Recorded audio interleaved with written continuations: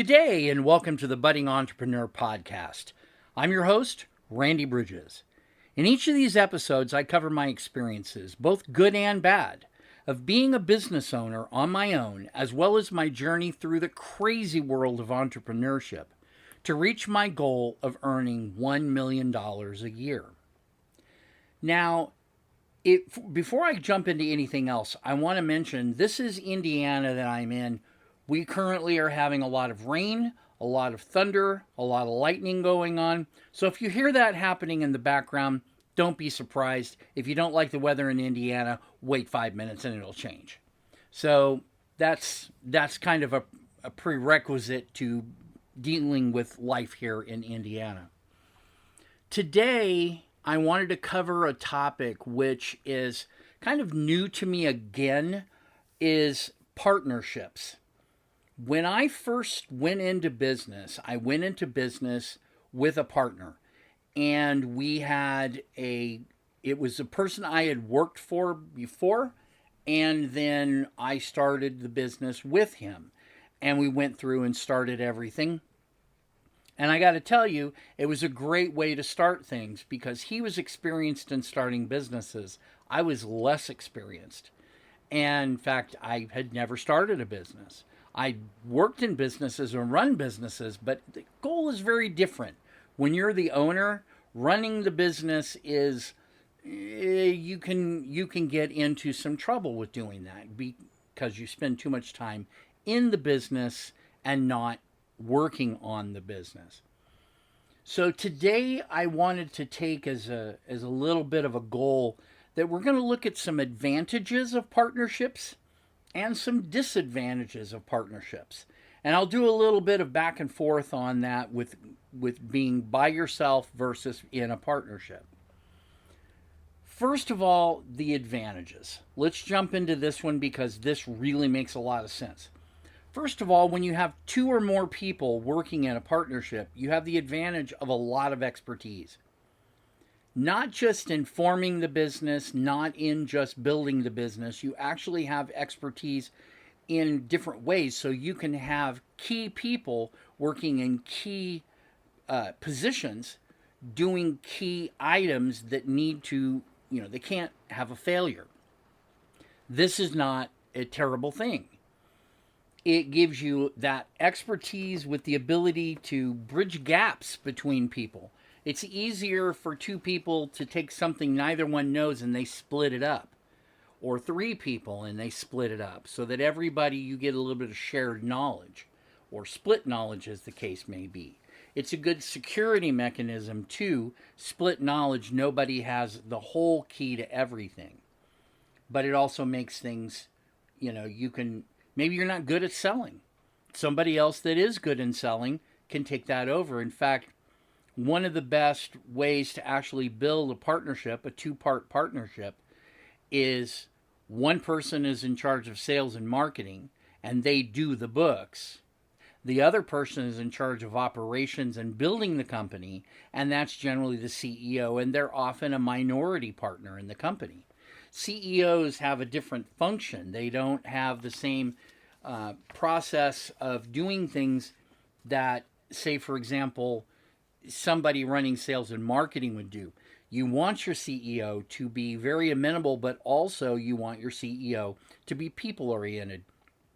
Sales and marketing can be a little bit too much people-oriented for doing the CEO. There are plenty of people that would disagree with me about that, and you're free to have your own opinion about it, but I'm just kind of giving you some of my ideas that this will bring to the table. Expertise is great. So another advantage, tax advantages. When you're dealing with starting up a company and you have to file your taxes the first year, when there's a loss, no one person has to take the whole thing. And when there's profit at the end of the year, you get a smaller chunk of the profit, but still you get a chunk of the profit, and it's depending upon how you build the company. So that's the tax advantages of the company are also in that you can have different forms of a company where it comes right straight to your tax return. So, like an LLC or an LLP or potentially an S Corp, these come right straight to your 1040 form. And so you can itemize everything differently and work with it. In other cases, when you have a little bit of risk of somebody dealing with, child support or something like this, they've hit a problem in their personal finances that's not impacting the business. Going to a C corporation might be a better option because even though you get double taxed, it's completely separate. They can't go after your company when it's not tied to your social security number in any way. Not really. If as long as you don't break any rules and as long as you do everything the right way, the IRS, nobody can get through to pierce the corporate veil. And so these kind of tax advantages you may have will benefit you in the long run in a partnership. You have those same ones though in a single person as long as you run your taxes the right way. I'm not a tax expert, not in any way, shape, fashion, or form. I've had tax clients for years, but you know what? Always contact your tax person and talk to them and get some of the idea of what it is that they recommend how to handle taxes for your advantage and to eliminate your disadvantages. Another advantage of a partnership is potentially more cash. If each partner puts in money or some form of value, that value goes into the business. If I need to put $10,000 into the business and I'm all by myself, I better have 10 grand or I can't do it. But if I don't have 10 grand and I had a partner, maybe we could both put in 5,000 each. That's a lot more digestible as a personal cost. Maybe you want to, license a program or something like this. Those types of things have good advantages. You can split them up and share the cost. And in many cases, somebody may foot the financial bill and the other person will fit the operational bill. That's a good advantage. It also works up there in the expertise category. Along with that, you get your cost savings because both partners can work together in their financial situation. One might be able to do a short-term loan from the other in order to fund the company keeping it going and then pay it back out of profits at the end of the year. These kind of cost savings are really advantageous. Another advantage, and this is one that is, a good portion of things, is you're often sharing the labor. So the opportunities that you get are easier to take on. If one person is doing all of the work, that's a lot of work to be done. But, if you can split that up and put it into a couple of pieces and each person do part of it, especially according to their benefits and their expertise, you can really make an argument for partnership being a good thing. There's also, you get better work and life balance. I know that in a partnership, if I were to do it, I could have somebody that's on the West Coast as a partner. I'm on East Coast time here in Indiana. So I could work the early part of the day and they could work the latter part of the day, and we just have a crossover period where both of us are working together. Then partnerships work very well. You could hire somebody to do that, but they're going to want to, get as much of their time. They're not going to split off the last 3 hours a day and just address the functions of the business. They're going to want to do something that's going to make them more money. And so, that's a good thing, right? Another thing that is, I think personally, moral support. Being a business owner can be a very lonely existence. Anyone who started their business knows. You may have a husband or wife, you may have a life partner that can share some of that. But unless they're part of the company, it's not the same.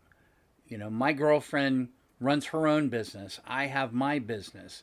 I can help her with certain things, but I can't take that weight off of her shoulders that every decision she makes is hers.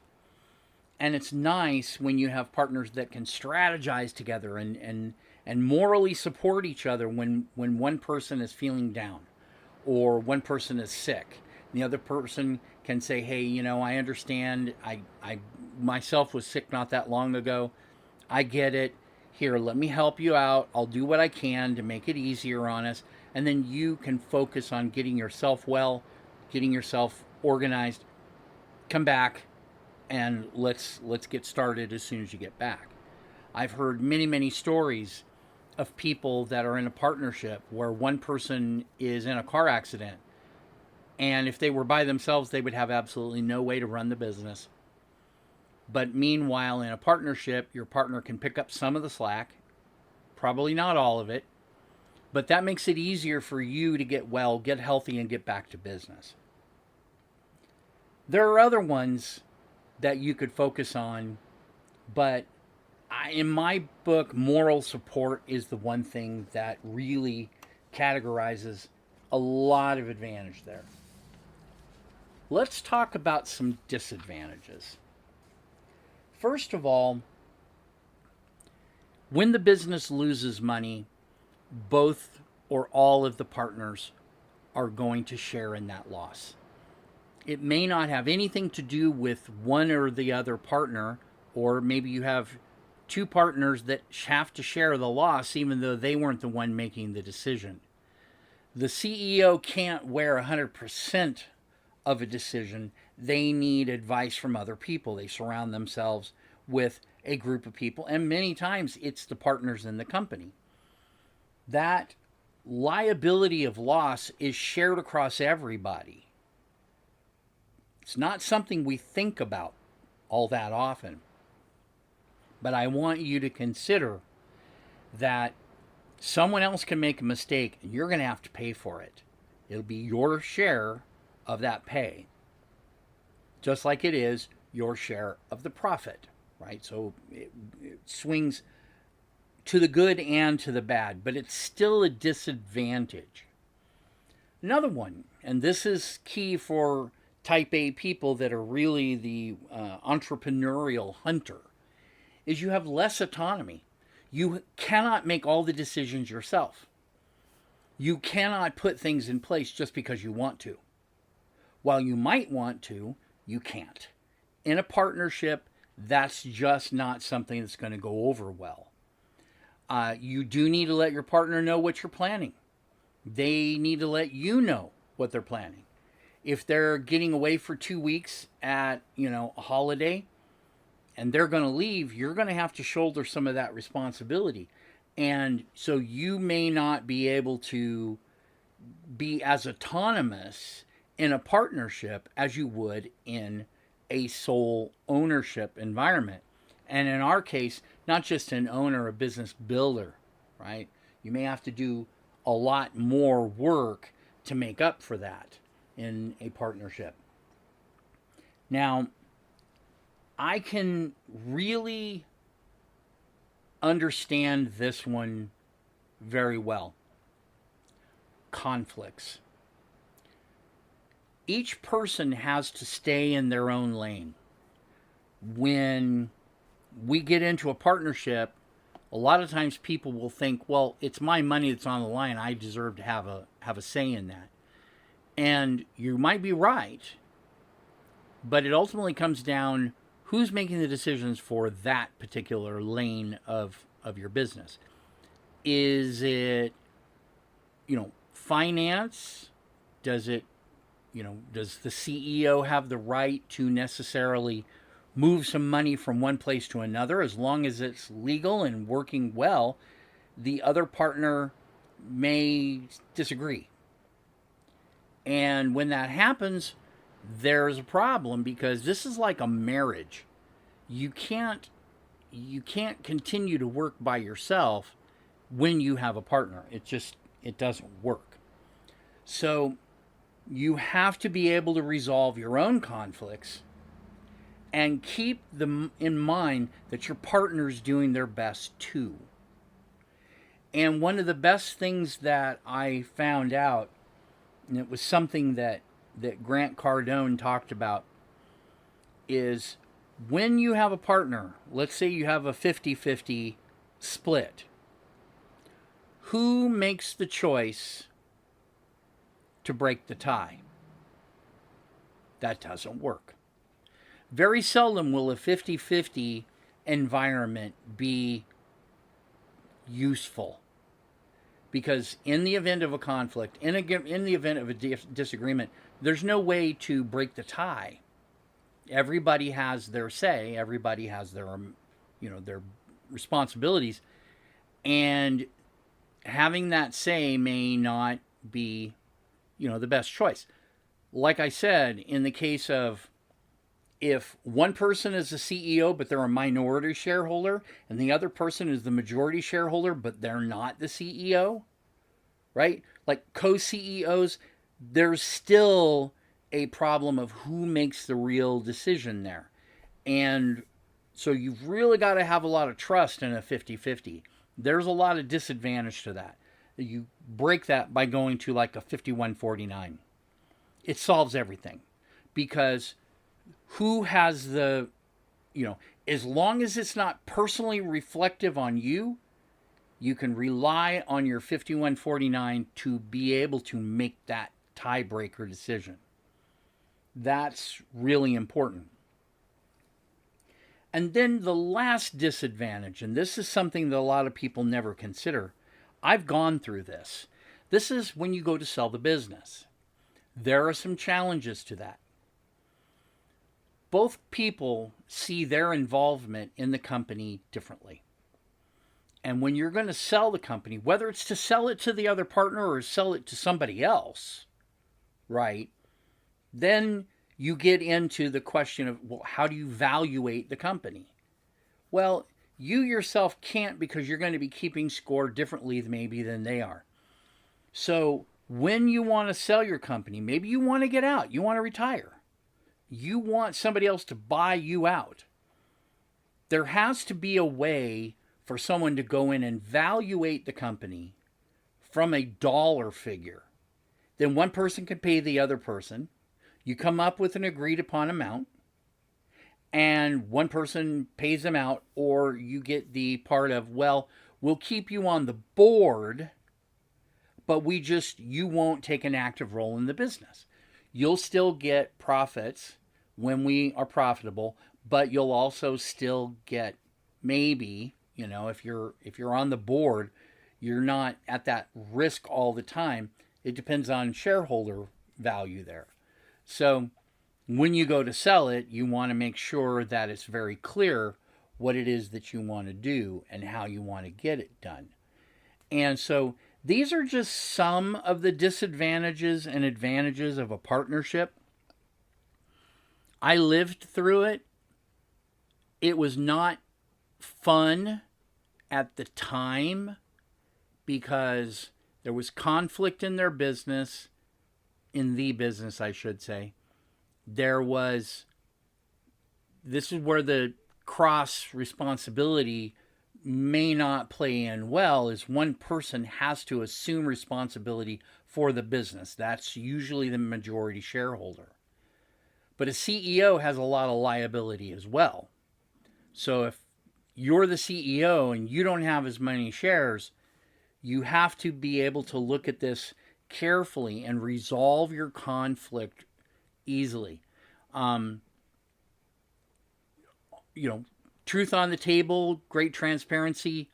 I know, because I didn't do that. In mine, I have to own that responsibility. I did not handle it well. I would not do that the same way anymore. I was still at that point in my career where the business was my baby. It was my challenge. I was handling all the operations, doing all the responsibility things. And, when I ran into some problems, I didn't handle them very well. And I feel bad about that. I really do. Because my partner and I have maintained a good relationship since, luckily, because he understood that I was not prepared for that. And when you have a partner, you have to really honestly take into consideration what the other person is going through. Do they know what they're doing? My first business with my partner was, it had nothing to do with us. There was a problem with the EIN number, the tax ID number, that still had some issues in there were still accounts that were open using that same tax number from someone else. And it created some serious issues to the point that the state agency doing our taxes lost our first year's tax return. Now, you may say, well, that's not your problem. Yeah, tell that to the state tax agency. They lost it, but they blamed us, saying, first of all, we didn't file it. So this was a real gut punch to have to make a decision of, do I just kill the company because they said that we didn't file our taxes and they took our company down. It was no longer active. And we had to make the decision, do we continue with this or do we kill it and start all over again? It was hard for me personally to go through this because, again, it was my baby. And even though I had a partner, I treated it as mine. And that was not a good situation to be in. And I needed that moral support from my partner. But literally, we had a conversation one day. I left, I went home, I came back the next morning. Fine, we're killing the company, we're going to start a new one. And boom, brought up a new business. That's the one I ended up buying later on. And so it wasn't as bad for me, but it was still, in my mind, it was still the same business. And so it was very hard on my partner. I felt really bad about that. But we got past it. I think because he already understood. And it was difficult, but we got past that. And that kind of partnership is, it's key to working together. Is like a marriage, you can't just get a divorce every time you turn around.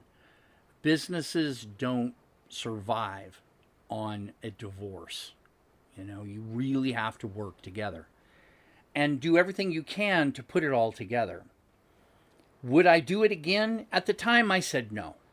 At the time, I said I'll never do another partnership again. But these days, I'm a little more further down the road in my entrepreneurial goals. I realize I can't do it all by myself. Again, that advantage of the moral support and the opportunities and the expertise, the ability to split things off to somebody else who has the same focus as you, hopefully, then you can actually do a really good job with that. That's the thing about partnerships that I want to put forth. Always remember, you are going into business with somebody who has a different view from yours. And if it's too different, if it's too divergent, there will be conflict. And it won't be good conflict. It'll be the kind that it simply does not provide any benefit one way or the other. It's just conflict.